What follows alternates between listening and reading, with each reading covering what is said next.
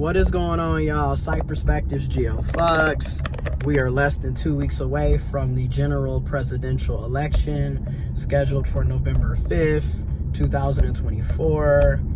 The first Tuesday of November is typically when we have general elections in the USA.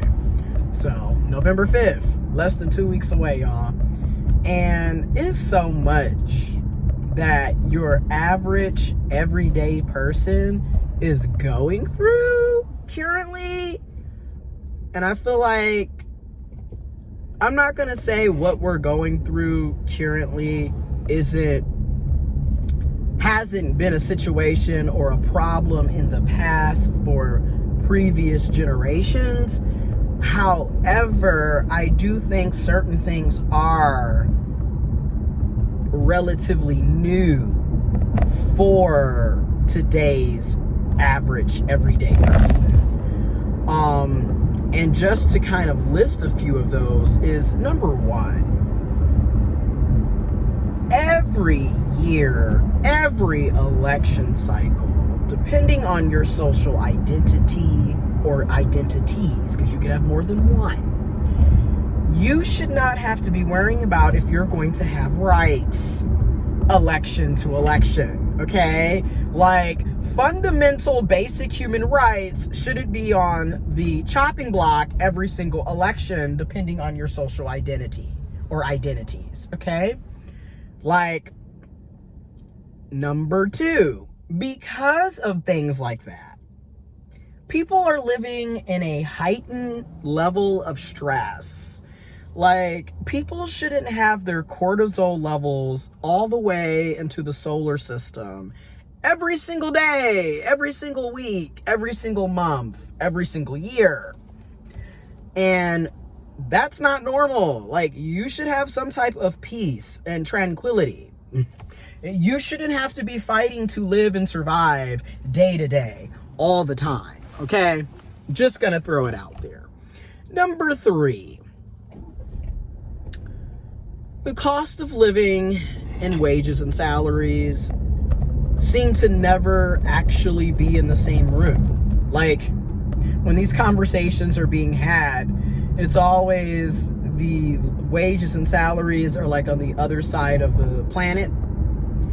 And then our actual cost of living is on another side of the planet. Like, they're not even in the same continent.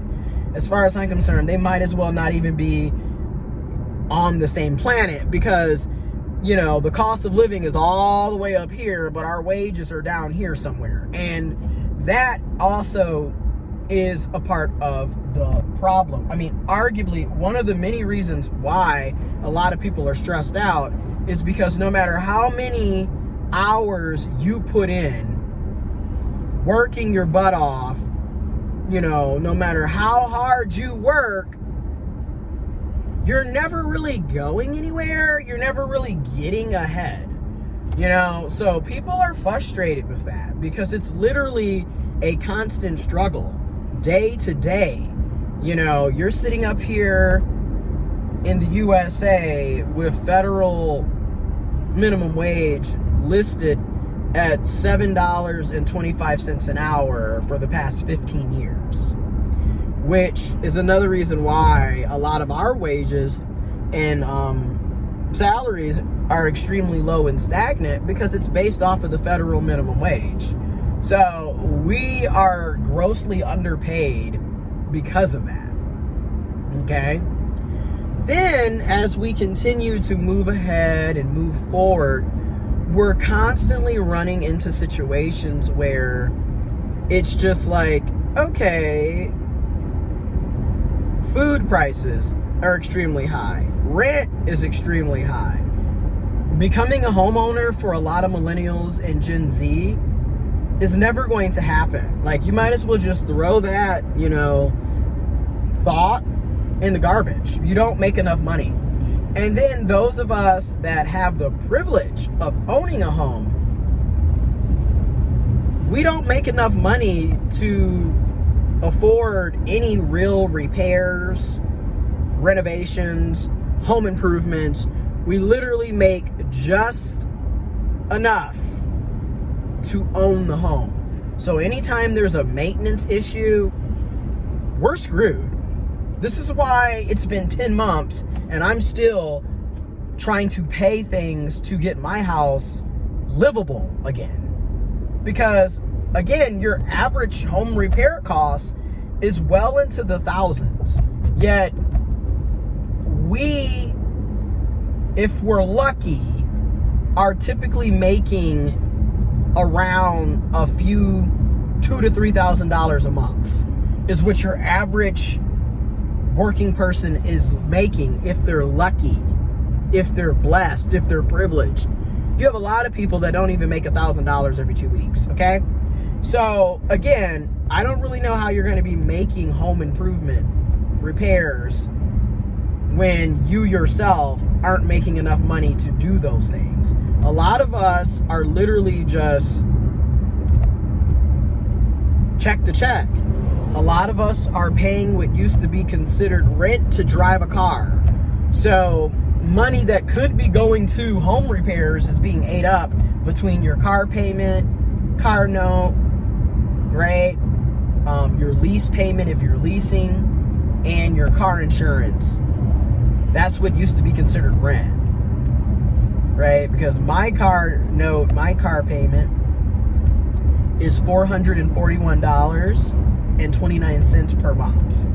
My car insurance is $173 per month. And it has gone up, what, $40? $50 in the past year? Mind you, I haven't been in any car accidents. I don't have any tickets. I didn't put any claims. I'm driving the same car. I live in the same location.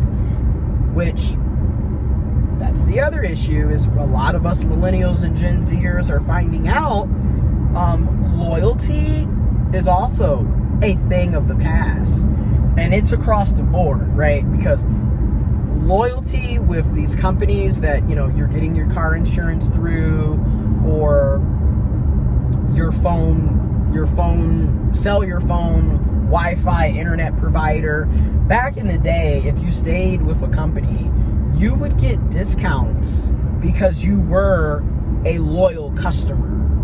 Where today, you're not getting discounts on shit. You're being penalized for staying too long with these companies and organizations. Like, I'm not even making this up. You're literally being penalized for doing so. So it's just like, okay. So basically, you need to be hopping to a different insurance company every 6 months to a year because you're likely not going to be getting any benefits by sticking around.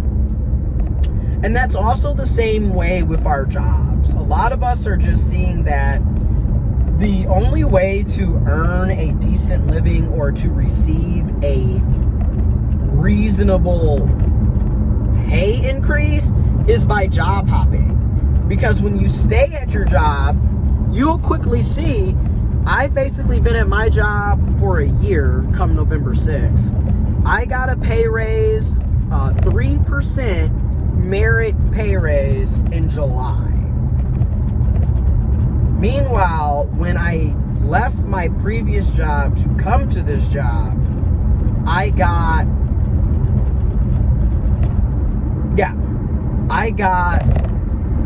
a $7,000 pay increase. Meanwhile, staying here and working and getting my 3% merit-based raise, I got a $1,400 pay raise. So do you see where I'm going with this? It's not beneficial anymore for anybody to be staying at a job. You don't get anything out of it.